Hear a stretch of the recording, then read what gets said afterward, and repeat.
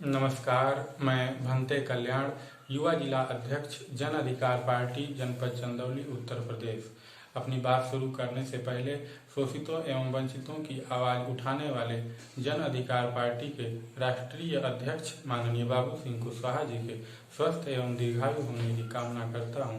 साथ ही प्रार्थना करता हूं कि पूरे विश्व में अमन एवं शांति की स्थापना हो। साथियों, जन अधिकार पार्टी का गठन उन लोगों की लड़ाई लड़ने के लिए किया गया है जिन लोगों ने लोकतंत्र की स्थापना के बाद वोट दे करके सरकारें तो बनाई, लेकिन उन्हें जीवन के हर क्षेत्र में हिस्सेदारी और भागीदारी नहीं मिली। जन अधिकार पार्टी का गठन इसलिए भी किया गया है कि चुनाव के मौके पर हम शोषित, वंचित, पिछड़ा, दलित, आदिवासी, अल्पसंख्यक समाज के लोगों को राजनीतिक पार्टियां तो पूछती हैं, लेकिन जैसे ही चुनावी नतीजे आते हैं वो कुछ खास लोगों की पार्टियां बन करके रह जाती हैं। जन अधिकार पार्टी के राष्ट्रीय अध्यक्ष माननीय बाबू सिंह कुशवाहा जी कहते हैं कि हम जब तक राजनीति नहीं करेंगे तब तक हमारे साथ राजनीति होती रहेगी। राजनीति में हिस्सा न लेने का एक दुष्परिणाम यह भी होता है कि अयोग्य व्यक्ति हमारे ऊपर शासन करने लगता है। साथियों, आज हम आपसे पूछना चाहते हैं, क्या आप चाहते हैं कि हमारे बच्चों को अच्छी शिक्षा मिले? क्या आप चाहते हैं हमारे बच्चों को नौकरी रोजगार मिले? क्या आप चाहते हैं किसानों को खाद, बीज, बिजली, पानी सस्ता मिले? क्या आप चाहते हैं कि किसानों की फसल का उचित दाम मिले? क्या आप चाहते हैं कि छोटे व्यापारियों को, लघु उद्योग को बढ़ावा देने के लिए उचित ब्याज पर कर्ज मिले? क्या आप चाहते हैं कि इस देश में हम भी मान सम्मान के साथ जीवन जिए? क्या आप चाहते हैं कि हमारे ऊपर जुल्म अत्याचार न हो?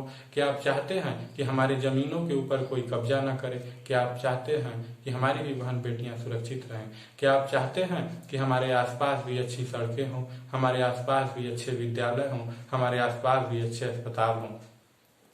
जन अधिकार पार्टी के राष्ट्रीय अध्यक्ष माननीय बाबू सिंह कुशवाहा जी कहते हैं कि आज हमें यह गंभीर होकर के सोचने की जरूरत है कि क्या हमारे सभी बच्चों को अच्छी एवं एक समान शिक्षा व्यवस्था की जिम्मेदारी उन्हीं की है क्या जिन्हें हम वोट देकर के जिताते हैं? क्या हमारे बच्चों को किसी विभाग में कितने पद खाली आएंगे, कितने बच्चे पिछड़ी वर्ग से रखे जाएंगे, कितने बच्चे अनुसूचित जाति से रखे जाएंगे, कितने बच्चे अनुसूचित जनजाति से रखे जाएंगे एवं ओपन कैटेगरी में कितने बच्चे फाइट करेंगे, ये वही तय करते हैं क्या जिन्हें हम वोट दे करके जिताते हैं। किसानों को खाद, बीज, बिजली, पानी किस मूल्य पर मिलेगा, ये वही तय करते हैं क्या जिन्हें हम वोट दे करके जिताते हैं। किसानों की फसल की पैदावार की कीमत मंडी में क्या होगी, ये वही तय करते हैं क्या जिन्हें हम वोट दे करके जिताते हैं। छोटे व्यापारियों को कर्ज कितना मिलेगा, किस ब्याज पर मिलेगा, वही तय करते हैं क्या जिन्हें हम वोट दे करके जिताते हैं।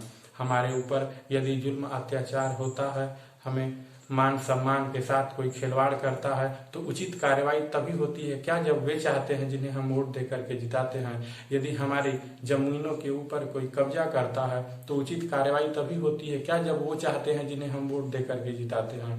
आज हमारे देश में, प्रदेश में बहन बेटियां सुरक्षित नहीं है।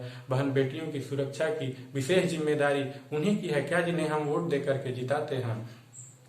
हमारे आसपास अच्छी सड़कें बने, अच्छे अस्पताल बने, अच्छे विद्यालय बने, ये जिम्मेदारी उन्हीं की है क्या जिन्हें हम वोट दे करके जिताते हैं।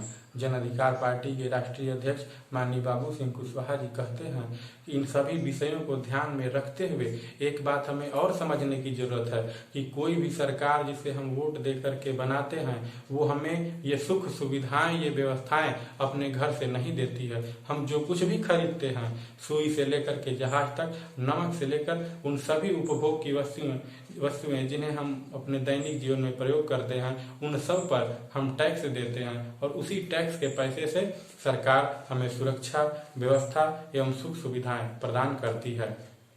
विडंबना की बात यह है कि जब 4 साल 10 महीने तक हमें यह पता होता है कि किन लोगों ने हमारे साथ क्या सलूक और व्यवहार किया है, लेकिन जब चुनाव आता है, चुनावी माहौल शुरू होता है तो हम सब भूल जाते हैं। हम ये भूल जाते हैं कि हम लोगों के साथ किन लोगों ने जुल्म और अत्याचार किया है, किन लोगों ने हमारे साथ क्या व्यवहार किया है, किन लोगों ने विशेष रूप से हमारी बहन बेटियों के साथ छेड़छाड़ करने की कोशिश की है एवं हमारी भावनाओं को ठेस पहुंचाने का काम किया है। सबसे ज़्यादा दुख की बात तो यह है कि चुनावी मौकों में हम अपना बहुमूल्य वोट कभी 1,500 रुपये में समझौता कर लेते हैं, कभी मांस मछली शराब में समझौता कर लेते हैं। लेकिन इस बार हमें चुनाव में यह याद रखने की ज़रूरत है कि जैसे ही हम अपने वोटों का समझौता करते हैं, जैसे ही हम अपने वोटों को दारू, मांस, मछली, मदिरा में बेचते हैं, हम अपने बच्चों की शिक्षा के साथ समझौता कर लेते हैं। जैसे ही हम अपने वोटों का समझौता करते हैं, हम अपने बहन बेटियों की इज्जत के साथ समझौता कर लेते हैं। जैसे ही हम अपने वोटों का समझौता करते हैं, हम किसानों के हक और अधिकार के साथ समझौता कर लेते हैं एवं उन सभी सुख सुविधाओं के साथ समझौता कर लेते हैं जो सरकार हमें वोट लेने के बाद देती है। साथियों, इसी आशा और उम्मीद के साथ अपनी बात को समाप्त करता हूं कि आगामी चुनाव में आप सभी लोग अपने इस बहुमूल्य वोट की कीमत को ध्यान में रखते हुए अपने वोट का सही इस्तेमाल करेंगे। बहुत बहुत धन्यवाद।